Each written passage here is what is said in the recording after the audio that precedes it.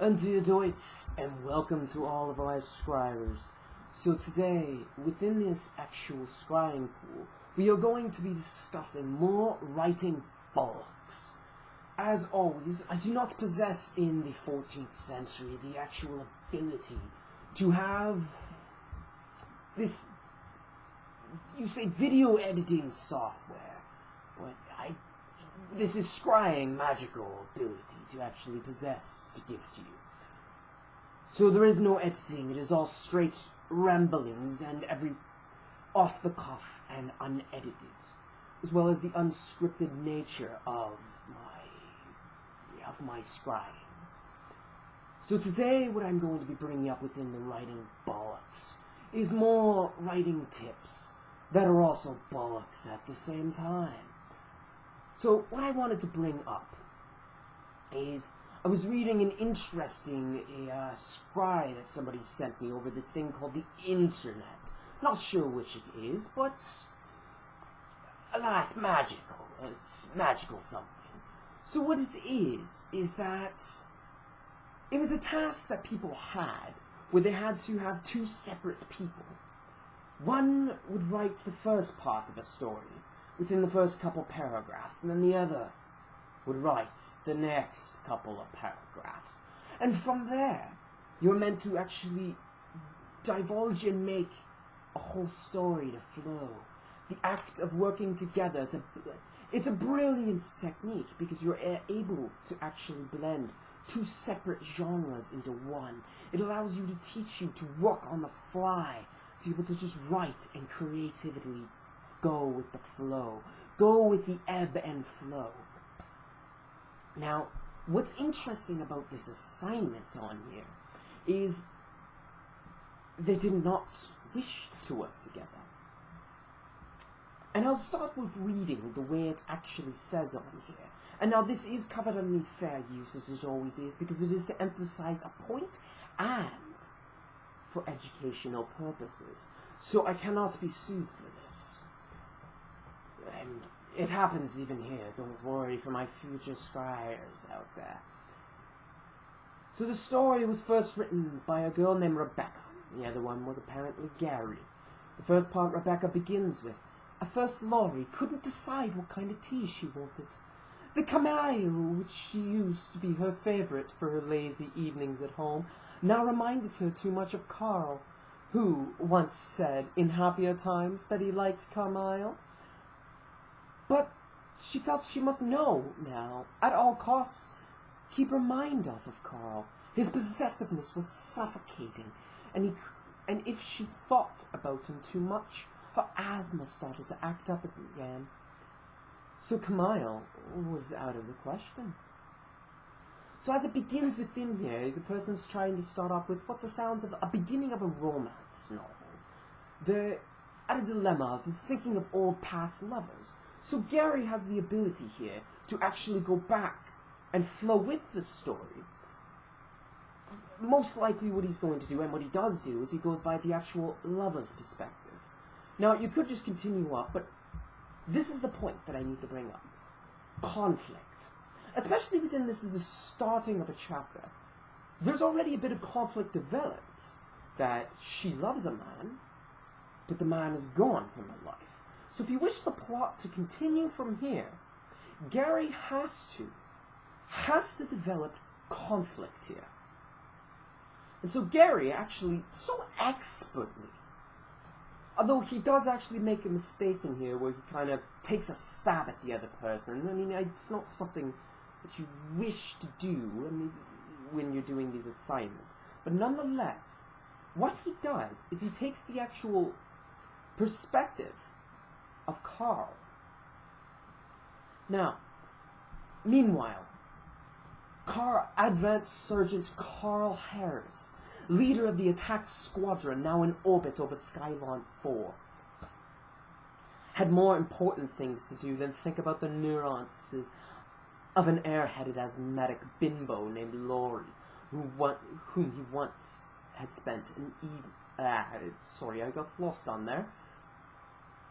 I'll just begin from the beginning on there. Meanwhile, Advanced Sergeant Carl Harris, leader of the attack squadron, now in orbit over Skylon 4, had more important things to do, to think about, than the nuances of an airheaded asthmatic bimbo named Laurie, with whom he had spent one sweaty night with over a year ago. A.S. Harris to G Station 17, he said into his transgalactic communicator. Polar orbit established. No sign of resistance so far. But before he could sign off, a bluish particle beam flashed out of nowhere, blasting a hole through his ship's cargo bay. The jolt from the direct hit sent him flying out from his seat across the cockpit. So, from here, Gary should not have gone into the whole airheaded bimbo thing. That part can go out in editing, but the important part on here is that he's establishing the conflict, and he's establishing the narrative as to where this is taking place. So this is supposed to be taking place in some kind of futuristic environment where ships no longer float on water, but now float out in the sky. Crazy, I know. It's not possible to do. Don't lie to me. It's not possible to do. So, what happens is, they're set in that crazy-ass future. It's fantasy. You can always have these things in novels. And that's where he is, and he gets shot. Boom, by the sound of it. Something explodes. Something hits him. Destroys his cargo. Now he's setting up Rebecca here to possibly write that he's just... Sorry, I'm getting ahead of myself here. He's writing out that he doesn't care for Laurie. This character, Carl, was just a one-night stand. He goes in, has sex like every other soldier, and takes off, leaving several hundred bastards in his wake. That's the way that he sees and views Rebecca here. Now, this is pretty good into actually creating the narrative, and which is my point in here. You can have multiple genres of writing, the fantastical, the love, with two separate writers combining into making one story. And that is the brilliancy behind this actual task. After here, they start having their own little stabbing matches and that, and it just doesn't work. They fail to understand the exercise, and this is one of the most important exercises in my opinion. Because if you wish to become a grand writer, what you need to do, and this is actually very important, because it'll tell you one or two things about you, is it will tell you whether or not you are more of wanting a control over your writing, where you need to pre-plan everything, or whether you are able to move with the ebb and flow of the entire writing atmosphere. It's a very, very important exercise that I recommend everybody to do. Get a friend. Write with them. Write inside of this environment. If you cannot handle it, which Rebecca seemingly cannot by the next paragraph that I will show and read, then you need to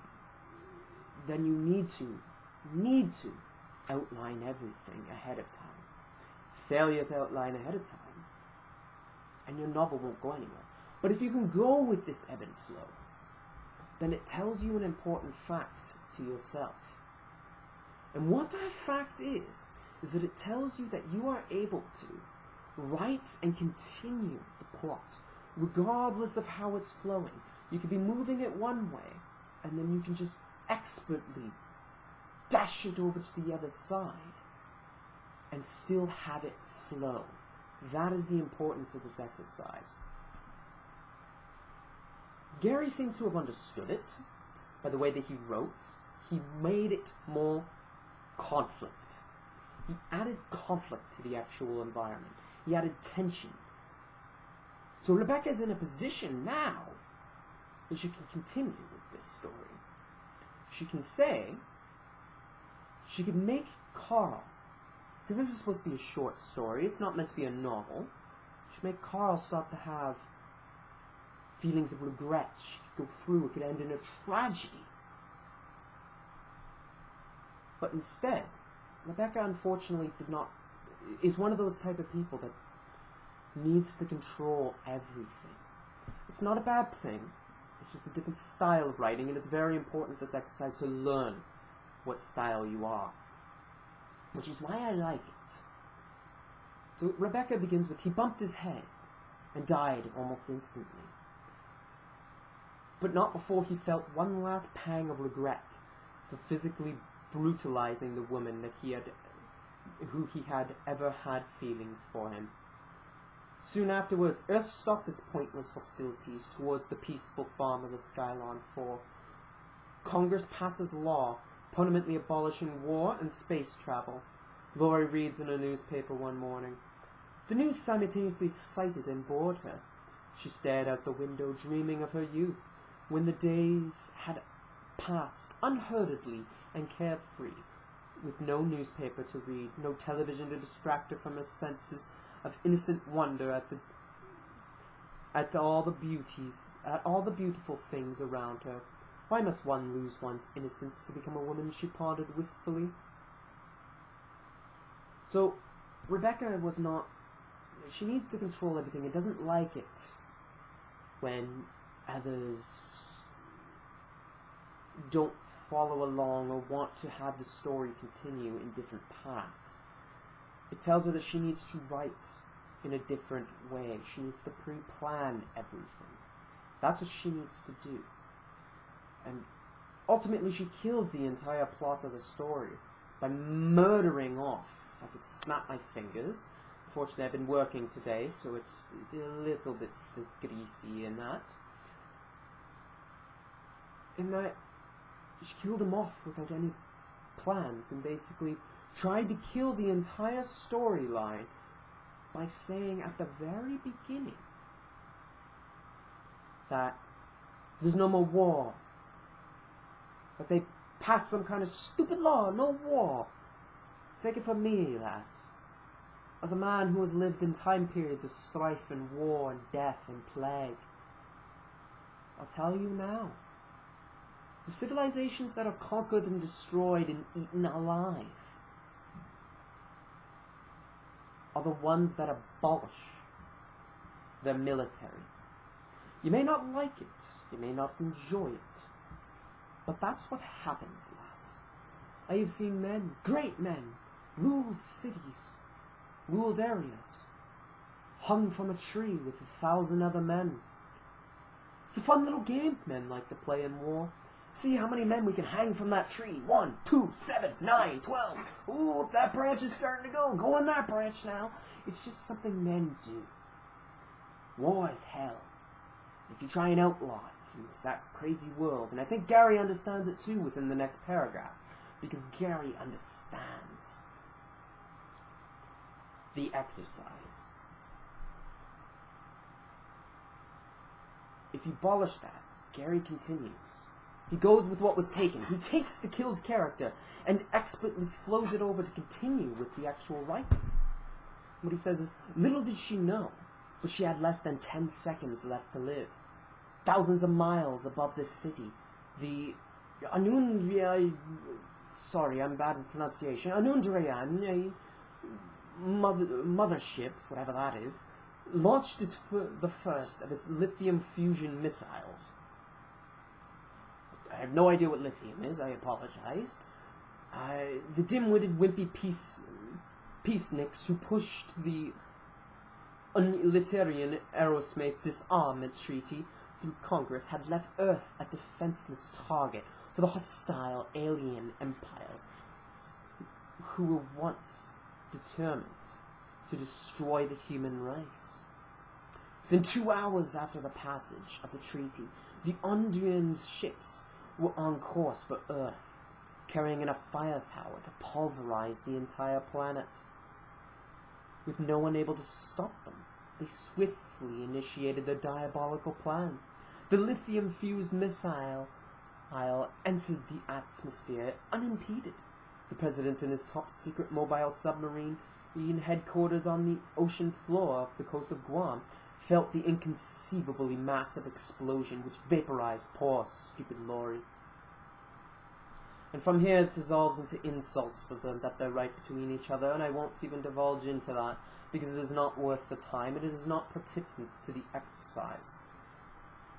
Rebecca just outright fused, for those who were wondering on there who was scrying into this, to actually continue working with him. A sad day, but what can you do?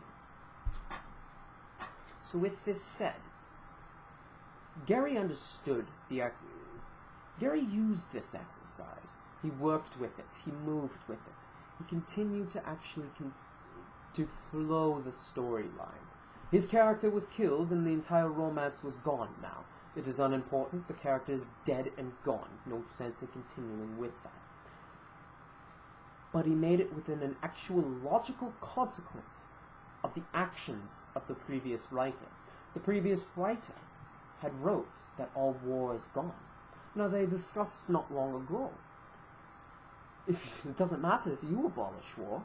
Your laws are not my land's laws.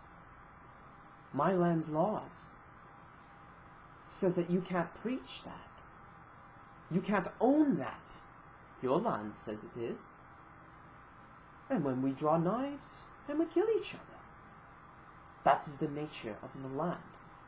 If we are at war, if we hate each other, if countries wish and empires wish to destroy you and take you out completely, and you get rid of your military, you make it so you can't have any of that, your enemy will kill you. Doesn't matter. They'll take advantage. I'd take advantage. I'm pretty sure everyone would take advantage in that situation. And there is nothing you can do there, poor lass. It is an unfortunate answer, and I wish I had a better one for you, but alas, that is the answer. So with all of this said, what is the takeaway from this exercise? And why I recommend it, despite it being writing bollocks. This is writing bollocks because this exercise isn't necessary. You don't need to do it. You can throw it out and get rid of it, and it is not needed, essentially.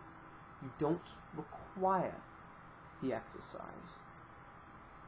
However, the exercise is still a very, very important exercise, simply because considering it tells you a lot about yourself as a writer, and it tells you what you need to do as a writer. And what you need to do as a writer is a variant depending on whom you are. As we can tell from this, Rebecca needs to write everything out completely. She needs to pre-plan her entire novel. She'll have another video later on in the week on writing out a plot line. Well, Gary, it's less important to do. However, it is still, as I will have on another video, you still should have an outline of a novel. For failure to do so can cause problems later on. But Gary has more ability to actually flow with the story, rather than just take it as one.